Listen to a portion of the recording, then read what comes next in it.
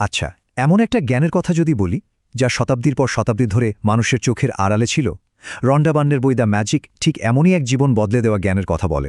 তো কি সেই জ্ঞান? চলুন আজ বইটির সেই মূল রহস্যটাই একটু ঘেঁটে দেখা যাক। তো এই যে কথাটা, এটা কিন্তু প্রায় ২০০০ বছরের পুরনো। আর সত্যি বলতে এটা বহু মানুষকে এতটাই বিভ্রান্ত করেছে যে অনেকে রেগেও গেছেন। আর যাবেই বা না কেন?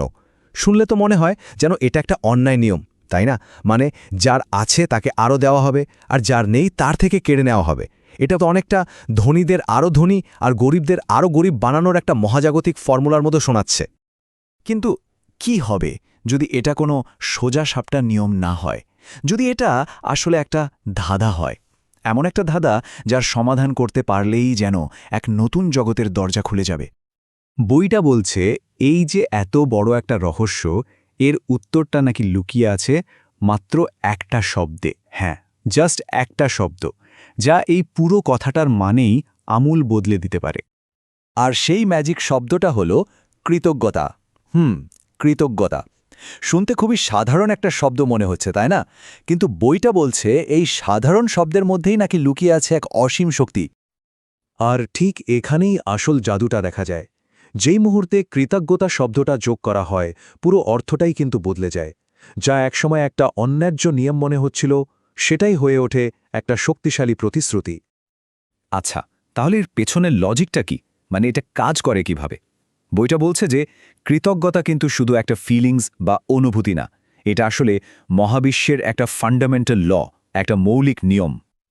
বইটাতে এটাকে বলা হচ্ছে আকর্ষণের নিয়ম বা ল অফ অ্যাট্রাকশন। সোজা কথায় এই নিয়মটা বলে যে কৃতজ্ঞতা একটা জীবন্ত চুম্বকের মতো কাজ করে। যার মনে যত বেশি কৃতজ্ঞতার অনুভূতি থাকবে, তার জীবনে তত বেশি ভালো জিনিস বা প্রাচুর্য আকৃষ্ট হবে। একদম সিম্পল। ব্যাপারটাকে আরও সহজে বোঝানোর জন্য বইটা কিন্তু আমাদের সবার পরিচিত স্যার আইজ্যাক নিউটনের একটা বিখ্যাত সূত্রের সাহায্য নিয়েছে। তো কৃতজ্ঞতার ক্ষেত্রেও ব্যাপারটা ঠিক একই রকম। যখনই আমরা ধন্যবাদ জানাই, মানে একটা ক্রিয়া করি, তার ফলে জীবনে কিছু পাওয়ার প্রতিক্রিয়া তৈরি হয়। আরও সহজ করে বললে, কৃতজ্ঞতা প্রকাশ করা মানেই হলো জীবনে আরও কিছু ভালো জিনিস পাওয়ার দরজাটা খুলে দেওয়া।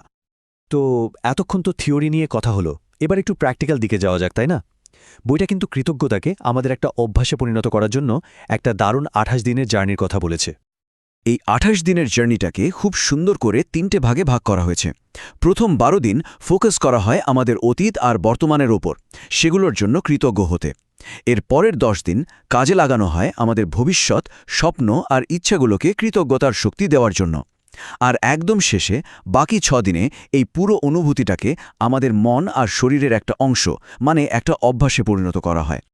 আর এই পুরো জার্নিটাতে বেশ কিছু মজার মজার প্র্যাকটিস আছে, যেমন জাদুর পাথরের মতো খুব সাধারণ কিন্তু পাওয়ারফুল একটা অনুশীলন।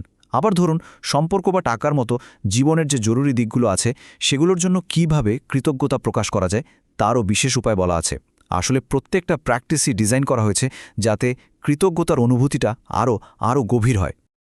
তো সব কিছু শেষে এবার আসা যাক সেই ম্যাজিক ফর্মুলাতে, যার উপর পুরো বইটাই দাঁড়িয়ে আছে। এই পুরো বইটার সারমর্ম কিন্তু এই ছোট্ট ৩ ধাপের ফর্মুলাটা। স্টেপ 1, একদম মন দিয়ে সচেতনভাবে ধন্যবাদ শব্দটা ভাবা এবং বলা। স্টেপ 2, শুধু বললেই হবে না, বলার সাথে সাথে কৃতজ্ঞতাটা মন থেকে অনুভব করা, এটাই আসল। আর স্টেপ 3, ওই যে তীব্র অনুভূতি, ঠিক সেই অনুভূতিটা দিয়েই জীবনে আরও প্রাচুর্যকে আকর্ষণ করা। বইটা শেষ হয়েছে দারুণ একটা কথা দিয়ে, যা আমাদের ভাবায়, জ্ঞান থাকাটাই কি সব, নাকি সেই জ্ঞানের আসল জাদুটা লুকিয়ে আছে তার প্রতিদিনের অনুশীলনের মধ্যে? প্রশ্নটা কিন্তু ভাবার মতো, তাই না?